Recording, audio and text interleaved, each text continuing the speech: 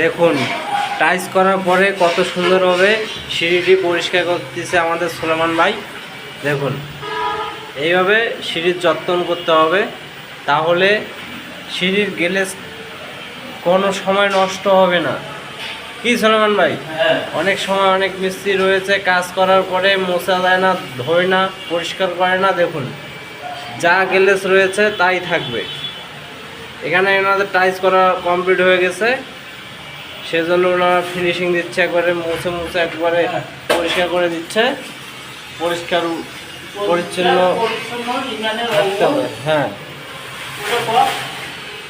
থাকতে হবে পরিষ্কার পরিচ্ছন্ন। দেখুন এখন পরিষ্কার করে করে পলিথিন উঠানো হবে আর পরিষ্কার করা হবে। কি সুলেমান ভাই, এত সুন্দর করে সিঁড়িটি আমরা তৈরি করেছি, যদি নোংরা হয়ে যায় তাহলে একটা খারাপ বিষয় হয়ে যায়, এবং কি বাসাওয়ালা রাগ হয়ে যাবে এবং কি মন খারাপ হয়ে যাবে। ঠিক আছে না?